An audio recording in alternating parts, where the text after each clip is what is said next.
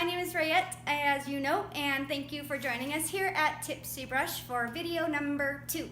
Today we are going to discuss the supplies that you need in order to follow along our painting demonstrations at home. Firstly, you're going to need the most obvious, a canvas, and this is a 16 by 20 canvas that is gallery wrapped, which means that the canvas wraps around the sides and it's stapled on the back, so that if you remember to paint around the edges as you go, or if you just paint the edges at the end a solid color, it'll be finished and it'll be ready to hang up, and you won't have to buy a frame, which can be kind of expensive for the 16 by 20 frames. All of these materials you could probably just find at your local craft store if you have one. Otherwise, there's lots of online options where you can purchase that. So there's your canvas. The next thing that you're going to need is you're going to need a little bucket of some kind. I like to use plastic. A little bucket for cleaning your brushes. And when you do use your little bucket for cleaning brushes, you want to have clean, cold water. And that's how you rinse off your brushes. To clean them, the best soap to use is like a blue kitchen soap like Dawn. That works really good, and it will make them last for a really long time. The brushes that I like to use, this is a synthetic flat brush, and the size is 20. Synthetic because it's not made out of animal hair. The nice thing about it is it's really soft, but it still has a lot of flick power. You can see it just bounces right back, and it holds a lot of paint, and when you brush, it'll give you some really nice smooth marks versus some of the natural hair fibers, and they'll leave like streaks. So I like to use these. Then we have the medium brush. This is a size 6. It's called a medium flat because it's flat on the top, just like this one. So this is your medium brush. It's also made out of synthetic fibers. And then we use our detail brush, and this is obviously for the little stuff, and it's detail, it's round, and it's a number 2. It can be a little tricky to pick out brushes online. That's why I'm kind of telling you the sizes and the basic names, so that it's a lot easier if you're searching online. So those are the brushes. Then you need to have an easel, something to put your painting on. If you're in a real financial pinch, you could just prop it up against something like a box. That's what I did for a long time. But if you are going to be working at a table, these little tabletop easels are nice. They've got like a little ledge for your canvas, and they have, you want to look for the kind that has this little bend in the back. That way it's a little bit more sturdy. And these arms adjust, which is helpful. And the cool thing about this little guy is it will fold up and you can take it with you. And it's made out of metal, it's pretty lightweight, it's probably some kind of aluminum. The kind that I use when I'm teaching, which you will see in my other videos, is it's an aluminum like tripod type, and you can put really big canvases on it. You can throw it in your backpack and go for a hike because it collapses to about this size. I've had it for about 13 years and it works great. I love it.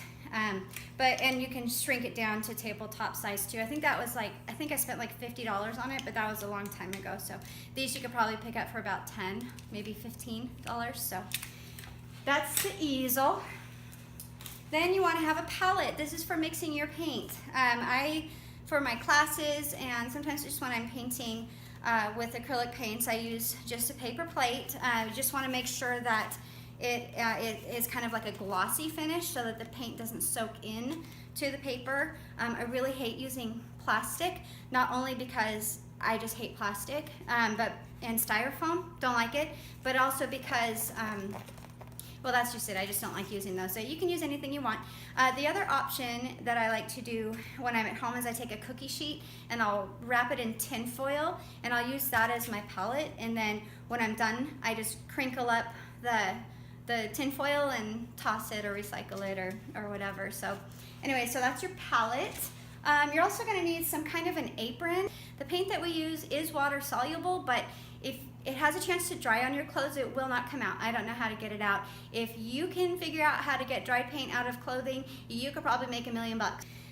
These are just some basic aprons that, again, you can pick up at your craft store. It's just a little half-size apron, but you know, you could probably sew one too. I don't know. I'm not a seamstress, so that's not up my alley. Anyways, okay, so the last thing that we should probably talk about is the paint. Again, it's acrylic paint, it's non-toxic, it's water soluble. This is perfect for learning. It's a kind of a higher flow, which means that it comes out to really easy, but it makes it kind of nice because you don't have to water it down a whole lot when you're mixing your colors. The professional grade acrylic paints, they have a lot of pigment in them, and they're really thick. They're like peanut butter thick, so you have to water them down quite a bit. But this is really inexpensive paint because you're probably going to go through a lot of paint just learning how to mix the colors. Okay, what colors do we use here at Tipsy Brush? The primary colors that we use are bright red. When you mix it with white, you get a really pretty pink color. Some of the other reds might have a little bit of yellow in them, so that if you mix them with white, you end up with kind of like a weird peachy color. So anyways, this is a really pure red. Then we have yellow. It's a very pure yellow. It doesn't have any white in it at all, which is really good for mixing your different colors. Then we have ultramarine blue, and that tends to have a little bit of red in it, so sometimes it looks a little bit purple, but I kind of like that. Then we have, let's see, secondary colors. We've got two different kinds of green. One is called green oxide, and that it's more like an olive color, so if you mix it with black, you get a nice forest green color. And then I use what's called phthalo green. It's well, I'll spell it out for you here. Right there. If you mix it with white, you get a really pretty teal. So a lot of times I either call it dark green or teal. Let's see, what else? Secondary colors. Oh yeah, so then we have chrome orange. It's a really pure orange. Then we have violet, which is a very pure purple. Yes, you can mix all of your secondary colors out of your primary colors, but when you're learning how to paint, sometimes it's just better to have those colors on hand, especially if you use them a lot. Then, okay, so I went through the greens, I went through all of the secondary colors. Then I have another color, it's a form of brown, it's called burnt sienna. You've probably heard of it before. It's a kind of a reddish brown, but it's a really great base for browns. So that's pretty much all you need to get started. So good luck out there finding your materials. If you have any questions at all, feel free to email me at info@tipsybrush.com. I really look forward to painting with you. We're going to have a lot of fun, and I'll talk to you soon. Thanks for joining us. Don't forget to subscribe. Bye.